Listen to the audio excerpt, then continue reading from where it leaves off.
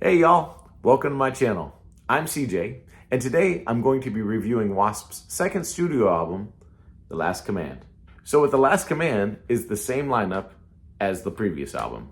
So the first album had Blackie Lawless, Chris Holmes, Steve Riley, and Randy Piper. Same lineup. Now, as we go through, we've got a 15-part series, and this is part 2 of that series. But you will notice that the lineup will change pretty much from album to album. But that's the lineup for this album, same as the first album. So, let's jump right into it. First song on this album is Wild Child. Wild Child's a great song. If you're a W.A.S.P fan, you definitely know this song. Anytime you hear it in concert, this is one that everybody sings along to. It's very catchy. It's got a great hook. It's got a great chorus. You know, it's funny. Sometimes I'll go over and watch reactions to W.A.S.P songs on other channels on YouTube. And this seems to be a popular one that a lot of people, when they first listen to it, they're like, I don't know. I don't know about his voice. I don't know about the song. I don't know about the lyrics. By the end of the song, they're all singing along and just loving the song and giving it high praise. It really is a great song. It's a fun song. You really get into it. And, you know, I had said on my first review of the first album that it was a very raw album. And this album is a lot more produced. It's a lot more polished. You can definitely tell that the songwriting's starting to get a little bit better. You know, it's becoming a little more refined. And Wild Child is a great example of that. So with Wild Child, great way to kick off the album. I give Wild Child a 8 out of 10. The second song on the album is Ball Crusher. Now, not a huge fan of that song, to be honest with you. It's just a song that I skip over every time. I've listened to it, to be honest with you, maybe 3 or 4 times, and I've listened to this album hundreds of times. So that being said, Ball Crusher just isn't one of my favorite songs. Not for me. Doesn't mean it's not for anybody else, but for that one, I give it a 5 out of 10. The second song on this album is A Fistful of Diamonds. Now, Fistful of Diamonds is an interesting song to me because this is one song that I also skipped over quite a bit and just wasn't a huge fan of. I did go back a few times and try to listen to it like I did with Ball Crusher, and this one actually got to me. So this one was one of those where it was like about the third or fourth time I listened to it, I was like, you know, it's not a bad song. And now it's a staple. It's actually one of my favorite songs on the album. I really like this song. It's great. I mean, it is you know, hard driving, hard pounding song that really kind of gets you going. I really dig this song, especially when I'm driving for some reason.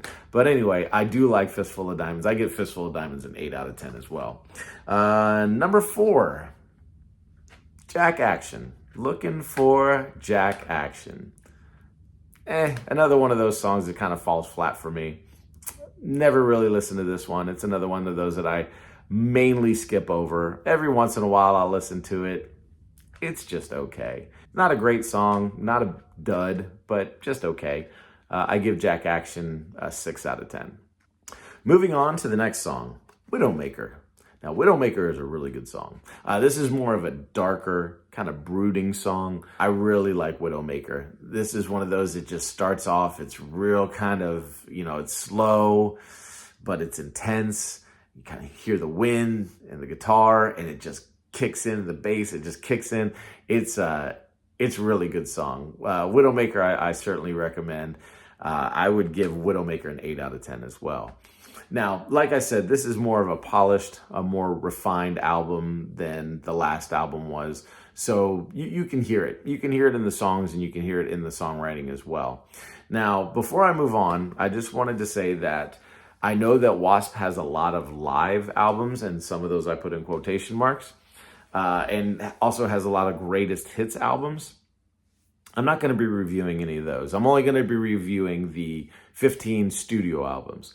However, at the end of this, if it's popular enough, if I get enough comments, if I get enough likes, what I might do is the very last review might be a compilation of all the live albums and all the greatest hits albums, because I will say that some of the live albums do have some really good songs on there. I mean, obviously, most of them are going to be just the live versions of some of the songs that I'm reviewing. However, there is a live album, Live in the Raw, that does have 2 songs on there that are not on any other albums, and those songs I will be reviewing, as well as a couple of songs on the greatest hits albums that are either A, not on any of the other albums, or B, redone in a way that kind of gives the song a little bit more flair.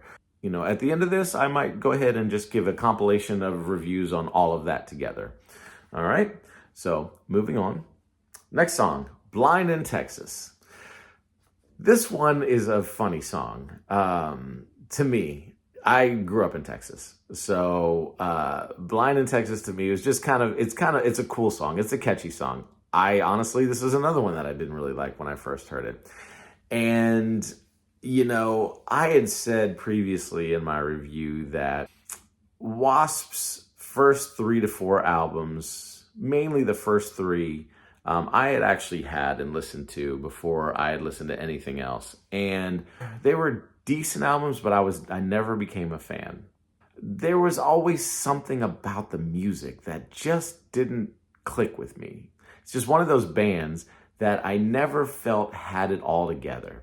Like they had maybe a good verse here, a good chorus here, but it just never seemed like their whole songs or their whole albums were fully complete. Blind in Texas was another one that I heard, and I was just kind of like, it's okay. Of course, as I listened to it, it grew on me, and it's become a great song. It's an anthem. It's one of those, if you listen to it over and over and over again, you're going to be like, okay, all right, it's a funny song. It's got some funny lyrics to it, but it's actually a pretty decent song. And it definitely has grown on me over the years. It's one of their staples. It's usually played as an encore song, but to me, it's just not one of the best. It's a good song. It's not great, but I will give Blind in Texas a 7 out of 10. Cries in the Night. This is an underrated song that you don't really hear too much about. And in W.A.S.P circles, it's not really talked about. It's not really garnered as a great song. I like Cries in the Night. I think it's good. It's another one of those kind of slow-moving, just dark, deep songs that's really good. I don't have too many bad things to say about Cries in the Night. I've always really enjoyed it from the first time that I listened to it until now. So I'm going to give Cries in the Night an 8 out of 10.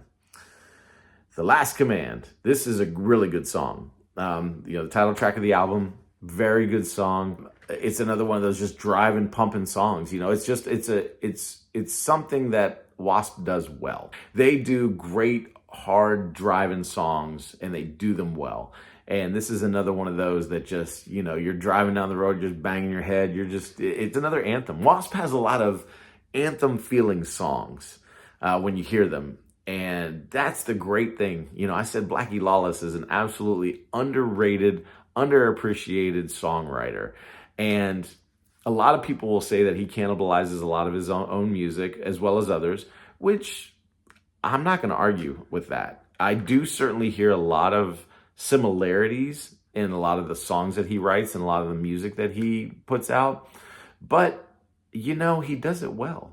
And as we go down the road, there will be a lot more of this theme where you're hearing a lot more of, his own music being cannibalized and other people as well. But again, he does it so well, and he's just so talented that you got to give it to him. The man is a master of his craft. And Last Command is an 8 out of 10. Running Wild in the Streets. I mean, it's a fun song. It's one of those, again, that you hear it and it's fun to listen to. It's a great listen. The way that Blackie sings his songs, you can tell he's singing these songs from the heart. That's one thing. I've grown up listening to a lot of rock, metal, and really Motown. When I was a kid, my dad would have albums. We'd listen to albums upstairs in the loft, and most of our albums were like Styx, Boston, Survivor, and Motown. Otis Redding, The Temptations, Sam Cooke. So growing up, the music that I really listened to, or the music that really spoke to me, was music with soul. It's got to have soul to it. And a lot of people say, well, metal doesn't have soul.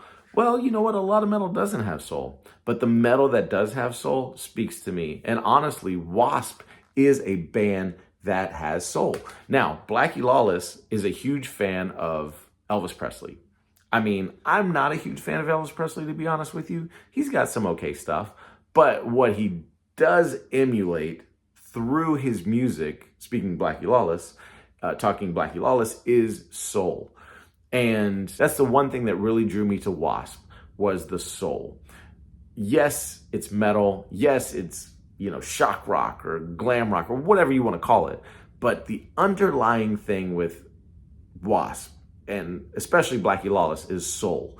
And you can tell that that's really where Blackie started, soul music. He's got that in him. You can tell with his singing. You first hear it, of course, you're not gonna hear the soul. But once you listen to it over and over and over again, and then, like I said, once you get later and later into the catalog of W.A.S.P albums, you hear it more and more, and you can really dig into it. And there's a couple albums that really have that soul, and that's where I really became a W.A.S.P fan, is when I heard that. When you can mix soul and metal together, that is the most amazing combination to me. And this is where you're starting to get a little bit more of that soul. Like I said, the first album was a little more raw, a little more rock, a little more, in your face. This album, you're starting to get a little more sprinkle of soul in there. And that's why I would give this album, we'll get there. But that's why I like this album a lot. Running Wild in the Streets, going back to that, I'd give this song an 8 out of 10 as well. It's a good song, just a good song. Then we come to the last song on the album, Sex Drive. I do not like this song. This is one that I skip every time. I don't know. It's just, I guess going back to the soul thing, this song has no soul. It's just one of those, it's just kind of like sort of rock song you just put together. Don't get me wrong. I understand W.A.S.P and I understand where they come from and what they're looking for and what kind of fans that they appeal to and kind of their genre as far as like writing of music. It's very, a lot of songs are very in your face. They're very sexual, obviously, if you listen to Animal. So I think this one was just kind of done just to appease that type of fan base, if you will. But it's not one of my favorite songs. I'm not a huge fan of this song, to be honest with you. I would give this song a 5 out of 10. It's just okay. I skip it every time though. So, yeah.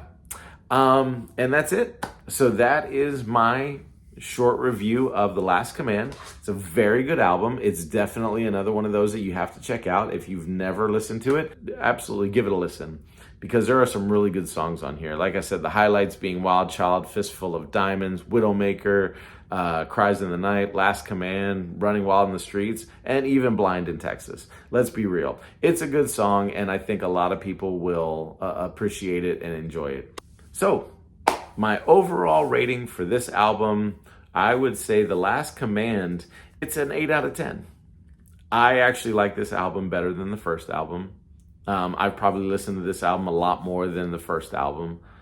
And it really is. It's a very good album. And like I said, maybe it's because it's a little more polished with the production factor. Maybe it's just because I feel like there's a little bit more soul in this album. Even though I may not have given any of these songs a 9 or a 10, I think overall, quality-wise, it's just a better album. So there you go. So, hey, thanks for checking out my channel. If you like what you see, go ahead and give it a thumbs up. And if you want to see more content, go ahead and hit that subscribe button and leave me a comment. Let me know what you think about The Last Command. Thanks again for watching. Next week, we'll be reviewing Inside the Electric Circus. So we'll see how that goes. So again, thanks everybody. Have a great day. See you soon.